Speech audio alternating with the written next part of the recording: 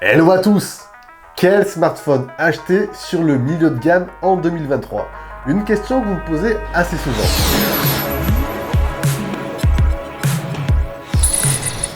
Le milieu de gamme, aujourd'hui, pour ma part, c'est le segment le plus intéressant. Vous allez pouvoir trouver des smartphones accessibles sur le plan tarifaire et qui embarquent en parallèle pas mal de techno qu'on peut retrouver habituellement sur des smartphones haut de gamme. Donc pour ma part, c'est le bon juste milieu pour le consommateur. Alors pour cette sélection, je suis parti sur une tranche de 300-500 euros, sur des modèles sortis pour la plupart cette année, que j'ai bien évidemment testé, et dernier critère très important, sur des modèles qui proposent à minima 3 années de mise à jour logicielle. Sur ce dernier point, pour ma part, je pense qu'aujourd'hui, chaque constructeur devrait proposer à minima 3 années de mise à jour logicielle. On a tendance, nous consommateurs, à conserver nos smartphones de plus en plus longtemps, donc point très important. Allez, on est go, premier choix, un smartphone sorti cette année, c'est le Samsung Galaxy A54. Comme chaque année, Samsung nous décline sa version phare de son smartphone milieu de gamme. Et franchement, pour 2023, on a eu le droit à une très bonne itération. Si vous cherchez un très bon smartphone, un bon smartphone bien équilibré sur le milieu de gamme, honnêtement, ce A54, c'est un choix très pertinent.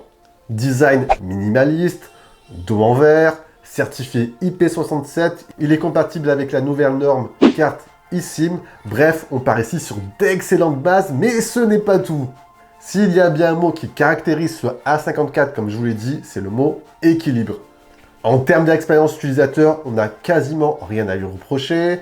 On se rapproche même sur certains points d'une expérience haut de gamme digne des modèles S. La dalle, premier point, est un super atout. Dalle 6,4 pouces, Super AMOLED, 100 Hz adaptatif. Son processeur maison sera assez efficace pour exécuter sans souci les tâches du quotidien, voire faire tourner les derniers jeux 3D. Côté photo, il est très bon de jour. Son capteur principal stabilisé délivre d'excellents clichés. Et pour les photos de soirée, il s'en sort honnêtement. Côté autonomie, vous avez une grosse batterie de 5000 mAh, de quoi lui permettre de tenir une journée et demie. Et rajouter à cela 4 années de mise à jour Android, 5 années de mise à jour sécurité et une excellente expérience logicielle à travers One UI. Côté tarif, on peut déjà le retrouver moins cher qu'à son prix de lancement, aux alentours des 450 euros, en version 128 Go. Bref, pour ma part, encore une fois, ce A54, c'est une valeur sûre sur le milieu de gamme. Second modèle, on enchaîne avec le Google Pixel 7a. Si pour vous, la photo est votre critère principal, voire l'un des principaux, franchement, ce Pixel 7a, c'est sûrement le meilleur choix. Aujourd'hui, sur la photo, sur le milieu de gamme, ce smartphone est tout simplement le meilleur et se targue même encore cette année de faire mieux que certains smartphones vendus beaucoup plus cher sur le segment haut de gamme. Sur la photo, vous avez un très bon piqué, le mode portrait est tout simplement bluffant, de nuit, il surclasse la concurrence et vous pourrez même utiliser le zoom numérique qui, accompagné en parallèle d'un traitement logiciel excellent, vous permettront de zoomer sans souci. Après, bien évidemment, ce Pixel 7a ne s'arrête pas à la photo. On pourra parler entre autres en parallèle de la Pixel Experience qui englobe notamment pas mal de fonctions propres et exclusives à Google. On peut mettre en avant par exemple l'excellente gomme magique sur la partie photo, très pratique, la traduction instantanée de vos messages, la transcription automatique de vos enregistrements audio, ça c'est super utile. Bref, il y a énormément de fonctions qui vont s'intégrer comme ça à votre expérience utilisateur, qui vont faciliter votre quotidien. Le smartphone sinon à l'usage se veut très fluide, mais également performant grâce à sa nouvelle puce Golden Tensor 2. Côté mise à jour, comptez 3 années de mise à jour Android et 5 années de mise à jour sécurité. Et il est capable aussi de se recharger sans fil, assez rare sur ce segment. Le seul petit point, à titre perso, que je lui reprocherai, c'est son autonomie, ici comptée à peu près une journée. Donc voilà, c'est un tout petit peu juste à mes yeux. Hormis ça, franchement, vous avez un excellent smartphone. Côté tarif, il s'affiche en version 128 Go à 509 euros. Choix numéro 3, un modèle sorti l'an dernier et qui a apporté à sa sortie sa petite touche d'originalité pour se démarquer de la concurrence, c'est l'excellent Nothing Phone One. Enfin, une petite bouffée d'air frais dans ce monde de smartphones linéaires. Rappelez-vous, l'an dernier, Nothing a créé la surprise en lançant son premier smartphone, le Nothing Phone One, et qui s'est fait notamment remarquer par son dos en verre transparent et recouvert par endroits de petites LED servant notamment d'indicateur de notification ou encore affichant des motifs calqués sur le son de votre sonnerie, le tout en rythme. Bref, un petit truc en plus qui apporte ce brin d'originalité pour ne pas avoir un smartphone qui ressemble à monsieur tout le monde. Bon, le Nothing Phone One, c'est aussi en parallèle un excellent smartphone bien équilibré pour ce segment et qui reste toujours d'actu même en 2023. Vous avez un très bel écran OLED, 120 Hz, des performances vous assurant une utilisation fluide au quotidien, une interface basique et épurée, un excellent capteur principal 50 mégapixels avec stabilisation optique qui vous permettra de tirer d'excellentes photos de jour. Bref, vous avez un très bon smartphone équilibré. Il y a juste à mes yeux aussi ici l'autonomie. Voilà, en termes d'endurance, vous tiendrez une bonne journée, voire un tout petit peu plus. Donc c'est légèrement just. Côté recharge, vous avez de la recharge filaire 33 watts et de la recharge sans fil 15 watts. Côté tarif, on peut retrouver aujourd'hui ce Nothing Phone One en version 8, 128 Go aux alentours des 400 €, voire moins, ce qui franchement à ce tarif vaut véritablement le coup. Il y a juste au niveau des mises à jour, vous aurez bien évidemment une année en moins par rapport au smartphone sorti cette année. Ici, pour ce smartphone, comptez 3 années de mise à jour Android et 4 années de mise à jour sécurité.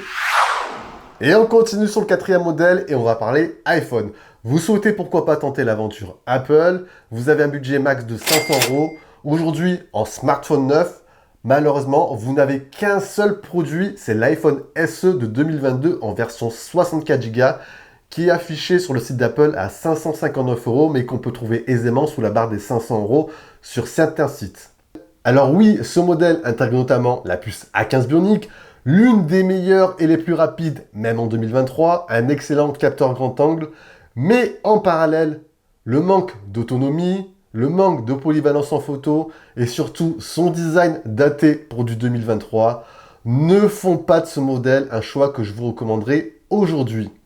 À titre perso, pour ce budget-là, autour des 500 €, voire moins, je vous recommanderais de vous tourner vers du reconditionné. Et à ce tarif-là, on peut trouver par exemple l'excellent iPhone 12 standard en version 128 Go. Ce modèle, rappelez-vous, propose le nouveau look iPhone, c'est-à-dire un design carré et droit. Vous avez ici enfin une dalle de type OLED, qui dit OLED dit bien évidemment contraste infini, noir bien profond. La puce A14 fait également le taf toujours en 2023, de quoi avoir un smartphone bien fluide, pouvant faire tourner tout type d'applications, même les derniers jeux 3D. Côté photo, c'est aussi excellent, capteur grand angle, ultra grand angle. Et côté mise à jour, comptez ici encore 3 voire 4 années de mise à jour. Bref, à mes yeux, c'est un choix pertinent si vous avez un budget max de 500 €. Et on termine par mon dernier choix, et je vous dirais même 2 choix en fait. 2 choix qu'on peut retrouver aujourd'hui aux alentours des 350 €, voire un tout petit peu moins. C'est le Samsung Galaxy A34 et le Google Pixel 6a de l'an dernier. Pour le Galaxy A34, franchement, tout comme son frère aîné, c'est un smartphone très équilibré et qui a rien à envier à son grand frère, le Galaxy A54. Les différences par rapport à ce dernier, elles vont se situer sur quelques petits détails subtils. Le design est similaire, hormis la conception plastique.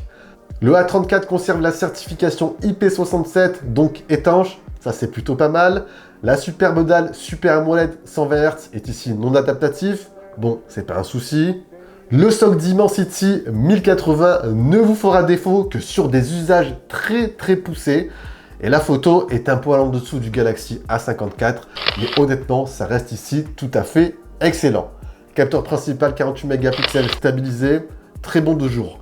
On a une autonomie également très satisfaisante, à peu près 1 jour et demi à 2 jours en usage basique.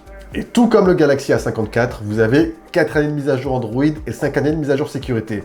Bref, sous la barre des 400 €, c'est vraiment un choix pertinent aujourd'hui. Et dans le même ordre de prix, vous avez aussi le Google Pixel 6a de l'an dernier. Sorti l'an dernier à 450 euros, c'est un smartphone qu'on peut retrouver aujourd'hui en config de base aux alentours des 350 euros. Et si pour vous, hein, encore une fois, la photo, c'est un de vos critères principaux, franchement, foncez dessus. C'est un smartphone que j'utilise encore à titre personnel aujourd'hui et franchement, c'est un petit bijou. La nouvelle itération Google Pixel 7a, pour moi, elle n'a pas apporté de grands changements bouleversants. Et ça, il vaut encore le coup, même en 2023. Hein. Alors oui, vous n'aurez pas la fréquence d'image 90 Hz qu'on retrouve sur le 7A. Vous n'avez pas aussi de recharge sans fil.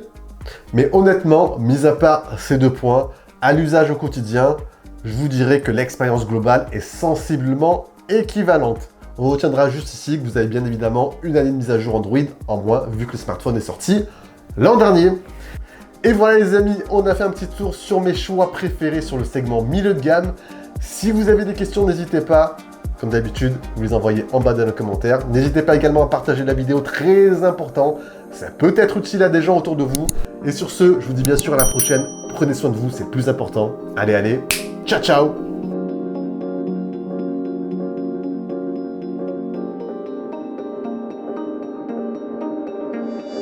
Learn